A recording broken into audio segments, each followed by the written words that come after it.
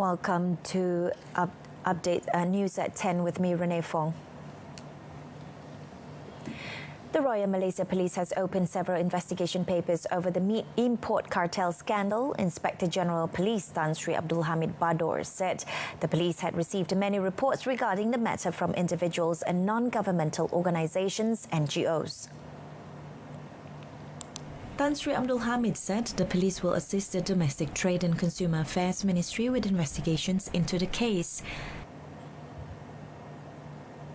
Ini adalah berkaitan dengan isu perihal perdagangan. So yang paling relevan untuk menyiasatnya adalah KPDN dan GP. Dan saya melihat dari sudut apabila perbuatan ini tadi sekiranya terbukti benar yang telah menimbulkan kegusaran kepada rakyat, orang ramai ya, bahawa mereka takut, bahawa mereka termakan daging haram lah, daging itu tadi. Jadi saya ambil tindakan dari sudut undang-undang ni.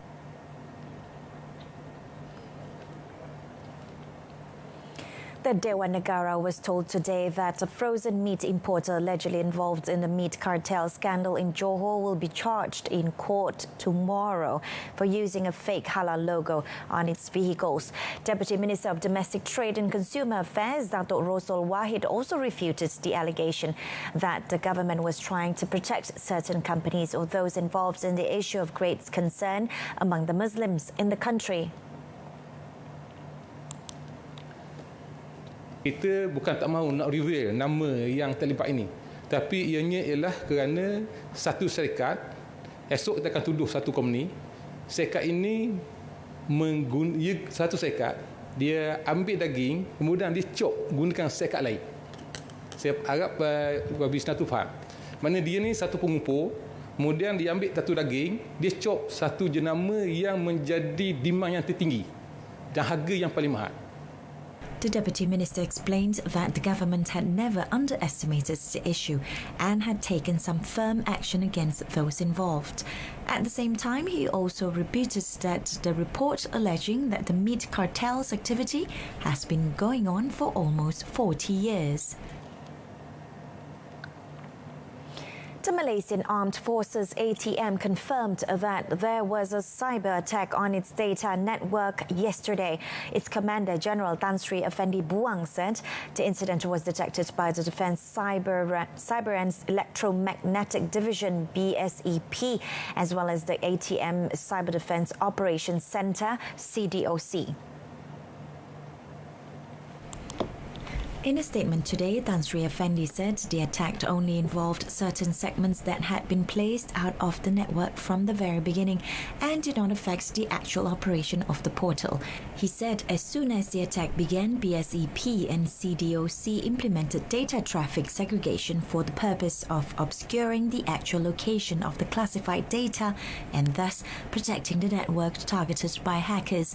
The ATM is also aware of the ongoing cyber attack attempts on the information network owned by the Defence Ministry and ATM. Tan Sri Effendi said the cybersecurity aspect of ATM is always on standby to ensure any threat to disrupt the defence communication network can be detected early and handled properly. Yesterday, the ATM web portal was believed to have been hacked by irresponsible parties by displaying indecent pictures of the portal at about 12 noon. The number of active COVID-19 cases in the country rises to 21,443 as another 1,922 new infections are recorded today. Health Director General Tan Sri Dr. Noor Hisham Abdullah said of that figure, Selangor reports the highest number of infections by state with 747. With this, the total number of infections recorded in the country are 108,615.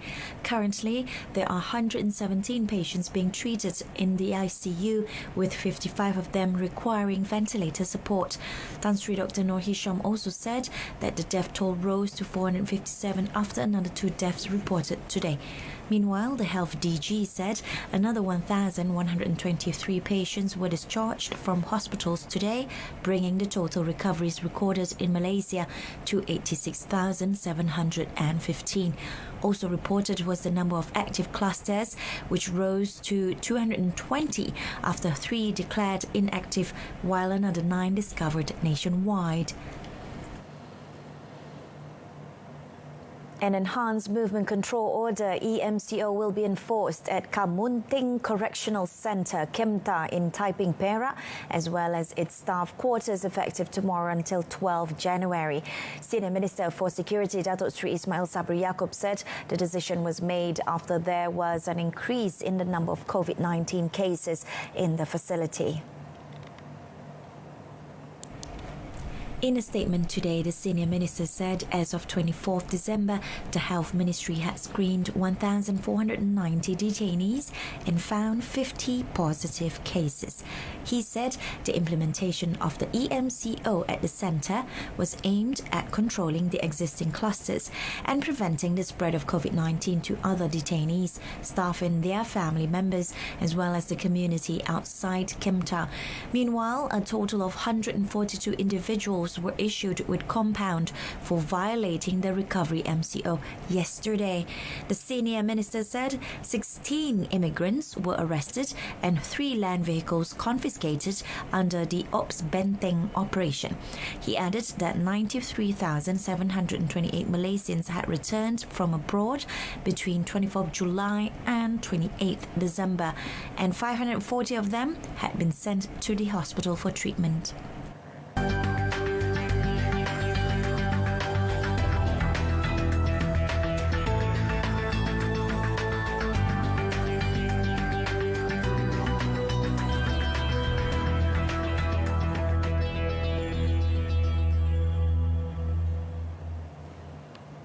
As 2020 draws to a close, we look back at some of the key moments from the past 12 months.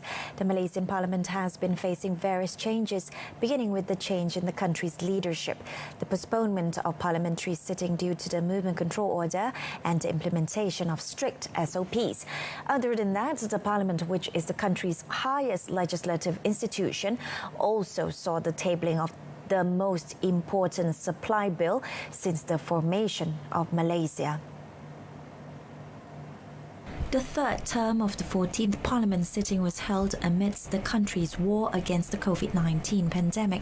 The first session, which was opened by the Yang di-Pertuan Agong Al-Sultan Abdullah Riayatuddin Al-Mustafa Billah Shah under the new norm, was held on 18th May for only one day. Strict SOPs were also enforced on the members of Parliament, its staff and media practitioners. KKM ialah expert. Dan mereka adalah expert yang diiktiraf di Malaysia mengenai perkara ini. Jadi, saya ikut apa yang diputuskan oleh mereka. Kita duduk 2 kali, saya rasa 3 kali kita duduk berbincang berapa orang kita nak benarkan, berapa jam kita nak adakan penjalanan Dewan Rakyat ni, dan kita setuju 80 orang pada setiap masa tu adalah merupakan satu jumlah yang munasabah. Maka itu yang kita buat. Malah kemudiannya saya, selepas kita mempersetujui perkara tersebut, saya berasa agak terperanjatlah apabila diserang di dalam Dewan. History was also created as the country's political landscape shifted along with the change of government without going through the election process. The composition of the ruling government and opposition bloc that are separated by only 4 seats has made this year's parliamentary sitting all the more challenging, especially during the recent tabling of 2020 supply bill. Saya rasa inilah belanjawan yang diperhalusi secara sehalus-halusnya di dalam sejarah kita. Selepas ianya diluluskan di peringkat dasar tu, di peringkat jawatan kuasa pula, tiap-tiap satu kementerian diperhalusi satu persatu, dan kalau tak silap saya terdapat 9 undian belah bahagian dijalankan bagi 9 kementerian. Saya rasa itu pun merupakan satu undi belah bahagian yang paling banyak di peringkat jawatan kuasa. Buat pertama kali begitu sukar untuk meluluskan belanjawan negara. Yang 322 bilion itu bagaikan gegak gempita baru dapat diluluskan, itu pun hanya dengan 3 undi kelebihan daripada pembangkang. Ini tak pernah berlaku dahulu. Meanwhile, for both Dewan Rakyat and Dewan Negara speakers, the year 2021 is expected to impose more challenges. However, the heavy responsibilities upon their shoulders must be carried out according to the law. Saya perlu menjalankan tugas mengikut undang-undang. Itu cabaran saya. Dan sekiranya kita mengambil jawatan yang tertinggi di dalam sesuatu institusi itu, maka itulah akan menjadi cabaran kita bagi saya. Sudah tentu semasa di dalam Dewan tu, di dalam suasana politik yang sebegini rupa, di dalam suasana kesihatan kita yang tidak menentu ni, maka cabaran itu nampak lebih besar. Saya akan cuba dengan rakan-rakan di sini di bawah 3 jawatan kuasa khusus, yakni jawatan kuasa Dewan, jawatan kuasa hak asasi dan jawatan kuasa pemilih, untuk membawa pembaharuan kepada Dewan Negara. Apa pembaharuannya yang kita fikirkan? Berani mengeluarkan pandangan yang ikhlas dan membina, mengkritik juga, untuk menjadikan sistem negara kita lebih tinggi nilai dan amalannya. The third term of the 14th Parliament sitting was adjourned today, with 20 bills approved throughout the year.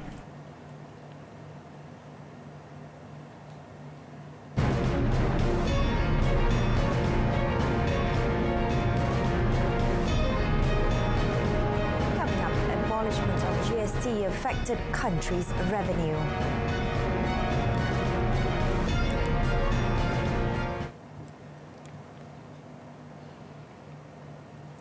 Lembaga Tabung Haji (TH) has yet to receive any official information related to next year's Hajj pilgrimage from the Saudi Arabian authorities. In this regard, TH Executive Director Datuk Sri Said Saleh Said Abdul Rahman urged the people not to be influenced by any information related to the implementation of the 2021 Hajj, which was spread on the social media over the past few days.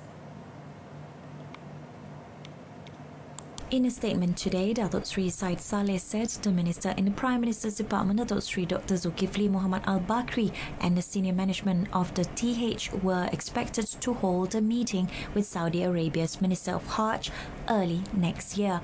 He said TH would then announce the outcome of the meeting.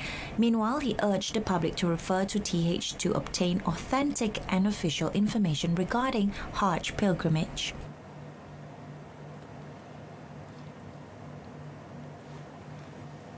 The previous government's decision to abolish the Goods and Services Tax (GST) has to some extent affected the country's revenue.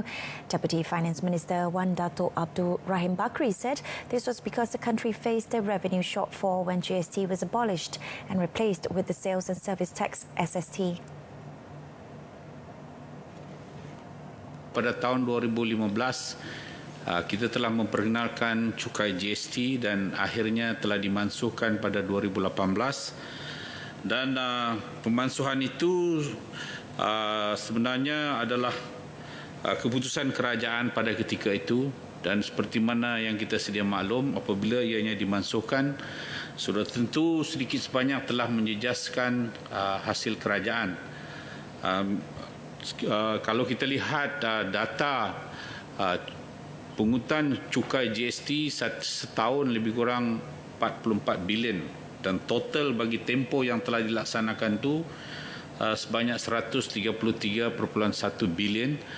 Manakala cukai SST kita memperolehi 21 bilion setahun. Dato' Abdul Rahim said this when winding up the debate on the Sales Tax Amendment Bill 2020 in Dewan Negara. He said the government would consider the views and acceptance of all parties, including the people, on the possible reintroduction of GST.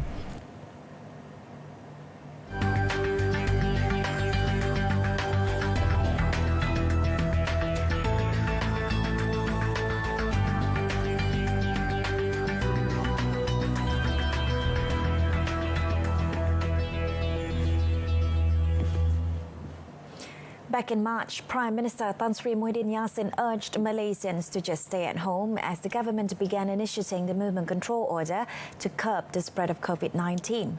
The limited movement of the Rakyat has caused a massive drop of retail footprint, but a huge spike in online sales as cashless transactions helped ease business processes while observing social distancing rule.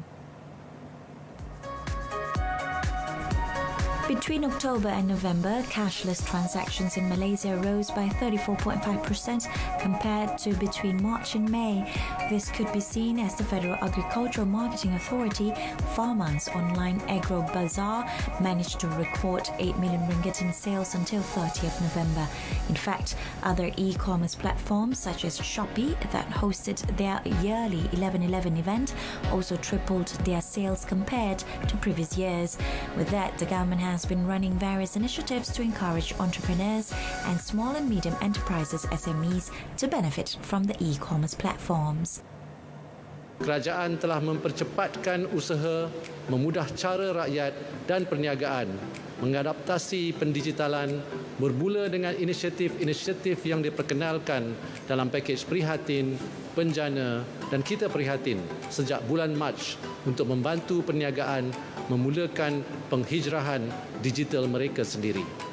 Perkhidmatan e-dagang setempat atau ringkasnya PEDAS iaitu satu program membantu para usahawan luar bandar mendigitalkan perniagaan mereka yang selama ini dilakukan secara offline dengan izin. Program ini menyediakan perkhidmatan khidmat nasihat dan bantuan sokongan. Meanwhile, Malaysia Digital Economy Corporation MDEC remained optimistic that e-commerce could contribute up to 170 billion ringgit to the 2020 National Gross Domestic Product. Ekonomi yang berpaksikan inovasi akan membentuk masyarakat yang aktif, mempunyai daya tahan dan daya saing yang tinggi, seterusnya melonjakkan nama negara ke tahap yang disanjungi masyarakat global. Rakyat Malaysia bukan sahaja perlu mahir menggunakan teknologi tetapi berkebolehan menjadi pencipta dan pemaju teknologi atau tech developer. With the increasing number of entrepreneurs shifting their businesses towards e-commerce platforms, internet became more important than ever, as without fast and stable connection, entrepreneurs would be unable to run their digital businesses. As such, the Malaysian Communications and Multimedia Commission MCMC has drafted the National Digital Infrastructure Plan, known as Jalinan Digital Negara Jendela, with the aim to have 1.2 million premises and homes with fibre connectivity by 2021. Until 16th December, a total of 433,477 premises have been equipped with fibre optics, surpassing the target of 352,000 premises. More and more journalists killed in countries at peace. More details coming up in the foreign segment.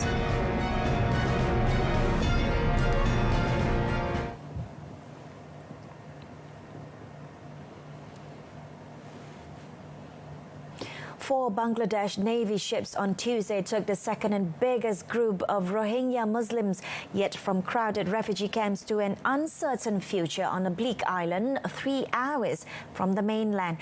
The government insisted that the 1,800 refugees who have been in camps since fleeing in Myanmar military clamped down want to start new lives on Bhashan Char, where 1,600 others arrived earlier this month. But rights activists expressed new doubts about the transfers. They said some Rohingya had their shanty homes in the camps on the Myanmar border padlocked, so they had no choice. The Bangladesh government eventually wants to rehouse 100,000 of the camp's approximately 1 million Rohingya on the island, which takes the full force of cyclones that roar across the Bay of Bengal each year. Housing blocks have been set up for the new arrivals on the island that Foreign Minister A.K. Abdul Momen has called a beautiful resort. More than 700,000 Rohingya joined 300,000 already in camps in Bangladesh in 2017 after a deadly purge on their villages in Myanmar that the United Nations has said could be genocide.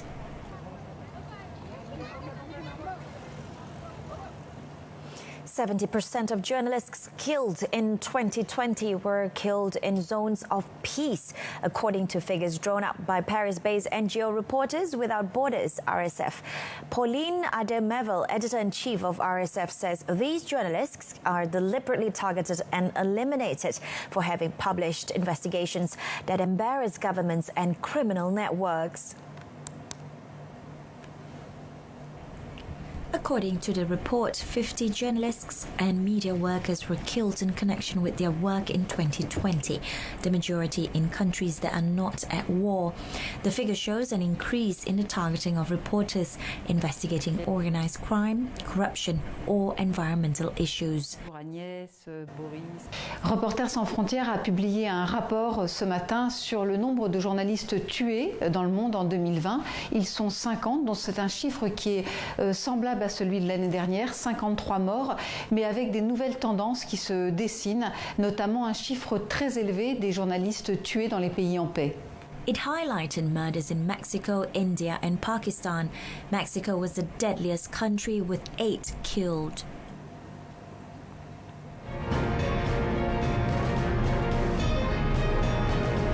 Coming up in sports, Hadi Fayad on one-year loan to Japan's Azul Claro Numazu.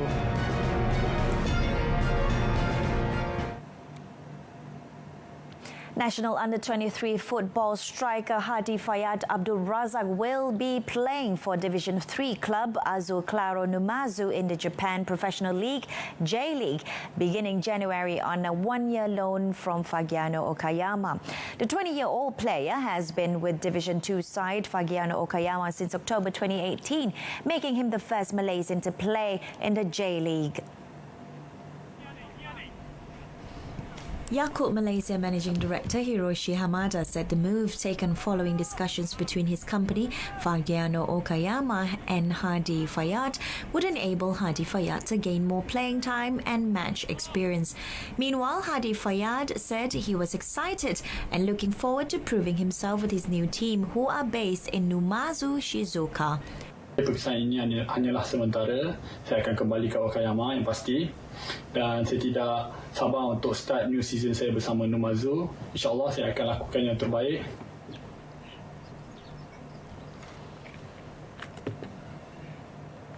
And that concludes this evening's news at 10. In our top story, meat importer using fake halal logo to be charged tomorrow. Join us again at 12:30 tomorrow afternoon for more updates. I'm Renee Fong. Stay tuned to Saluran Berita RTM. Good night.